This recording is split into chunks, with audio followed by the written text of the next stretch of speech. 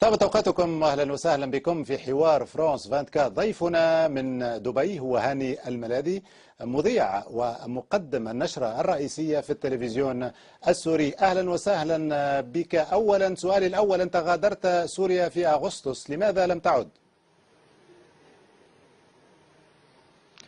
لم أعد إلى دمشق ولن أعود بالتأكيد، لأنني كنت منذ البداية أشعر بأنني أساهم مع الإعلام السوري، سواء كان الحكومي أو شبه الخاص، في حملة التضليل والتجيش الإعلامي التي من شأنها أن تزيد الاحتقان وأن تصب الزيت على النار كما يقال، بدلا من أن تعالج الأمور بروية.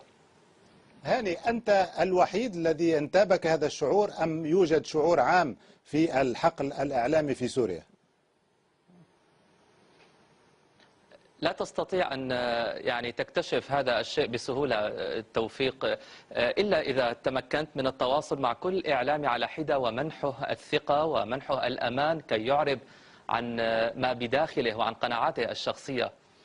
كما تعلم الأمور ليست متاحة بهذه البساطة للإعلاميين بالتعبير عن آرائهم الشخصية وعن قناعتهم أو عدم قناعتهم بما يقدم على شاشات التلفزة السورية وبشكل عام على وسائل الإعلام السورية، خصوصا لأولئك الذين يعملون في أماكن لها خصوصية كمذيعي نشرات سياسية أو مذيعي نشرات بشكل عام، أو من يظهرون على الشاشة أو يحررون الخبر أو يشاركون في صياغة الخبر. كيف تعاطى معك النظام منذ مغادرتك سوريا؟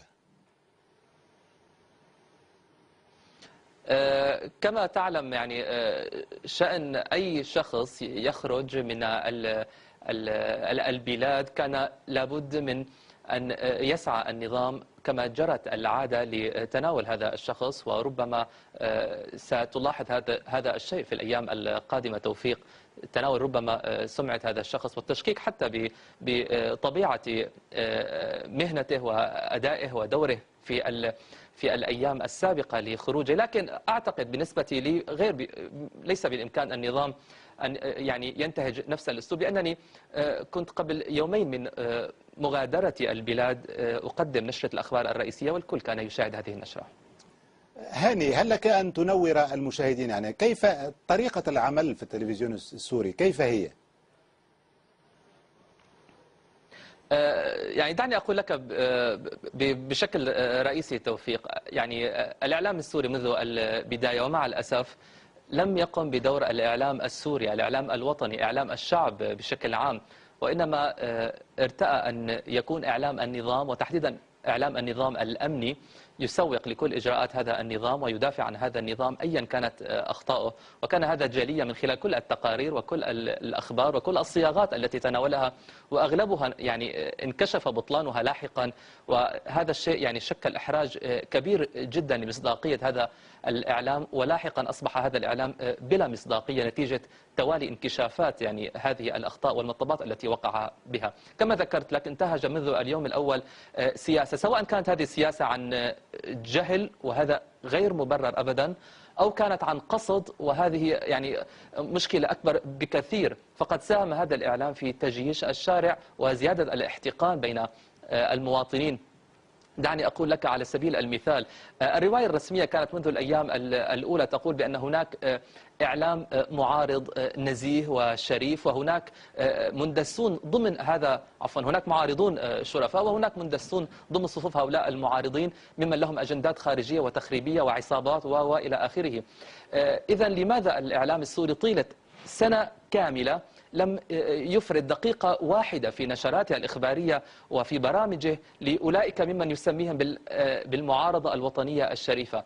الأمر سيان بالنسبة للنظام، كان ذلك واضحا، ممنوع ظهور أي رأي يخالف تماما ما ينطق به الإعلام الرسمي السوري. هذه من نقطة. النقطة الثانية أيضا توفيق، تناول في كل نشرات وبرامجنا الإخبارية الحدث بطريقة يعني استفزازية للغاية، وهو صراحة ما صدمني جدا وأزعجني جدا. على سبيل المثال، في الوقت الذي كانت هناك مئات وآلاف الأسر تشيع عبر الأيام السابقة منذ اندلاع الانتفاضة الشعبية في سوريا، قتلاها وضحاياها وأطفالها ودماء أبنائها، كانت بنفس الوقت شاشات التلفزة السورية تنقل في كثير من الأحيان احتفالات في الساحات الرئيسية وأغاني ودبكات للمؤيدين. يعني هذا الموضوع يساهم في جرح مشاعر وأحاسيس المواطنين المنكوبين. وصراحة يعني أي مواطن لديه ذرة إنسانية، دعني أقول، لم يكن ليقبل بذلك. هاني، يعني الأخبار كانت تأتي جاهزة، من يشرف مباشرة على قسم الأخبار في التلفزيون السوري؟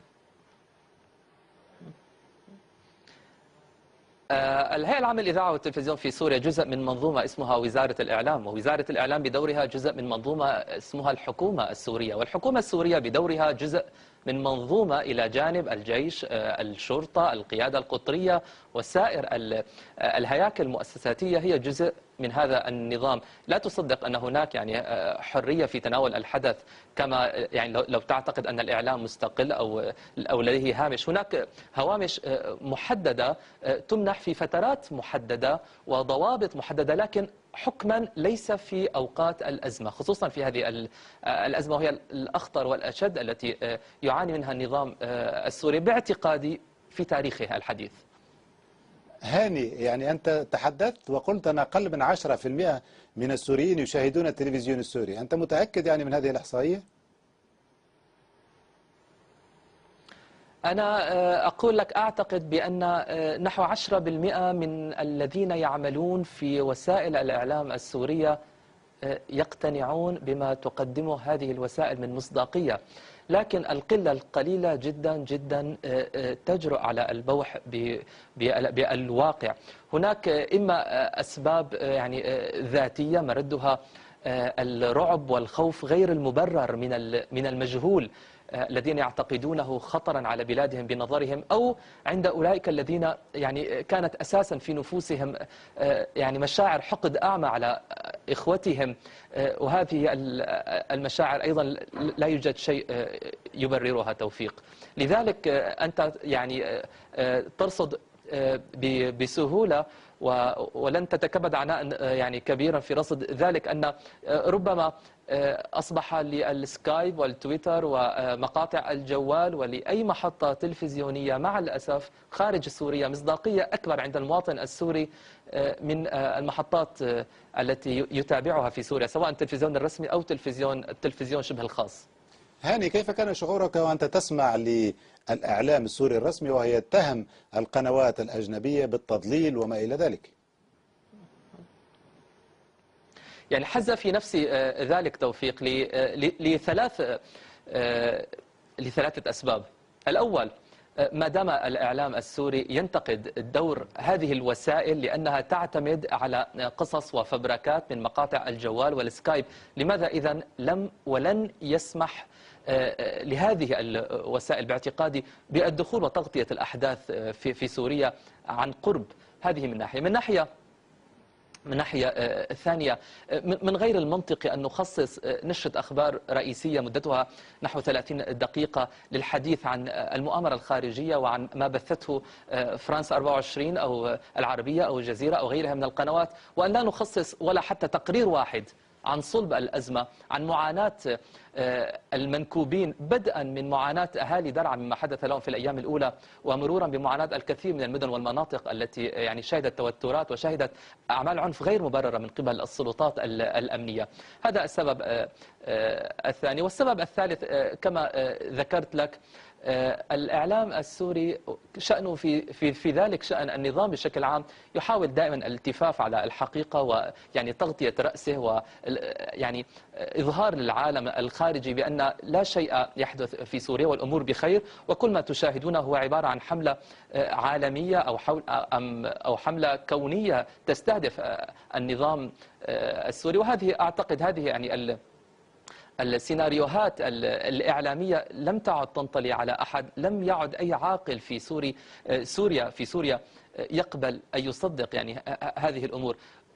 ثم وعلى يعني لو افترضنا جدلا بأن بعض وسائل الإعلام الخارجية لها أجندات خارجية ضد سوريا، كان عليهم أن يعطوا الإعلام السوري بعض المصداقية. هذا الإعلام السوري لم يبرر الزلات الفضائحية التي وقع بها منذ الأيام الأولى، مرورا ب يعني بدءا من أحداث درعا، مرورا بالفيديوهات التي ظهرت في بانياس أو في غيرها من المناطق والتي تظهر حالات قمع وحشية غير مبررة بحق الأهالي.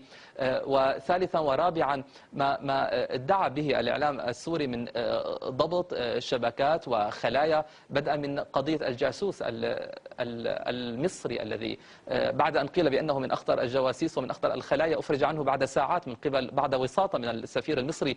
ثم تتالت الأحداث على أرض الواقع، وكان هناك سيناريوهات كثيرة قدمها الإعلام السوري مثل شبكات وخلايا إرهابية مدعومة من الخارج، لكن لم تظهر على شاشة التلفزيون كي تدعم صحة ومصداقية ما تدعيه السلطات الأمنية السورية.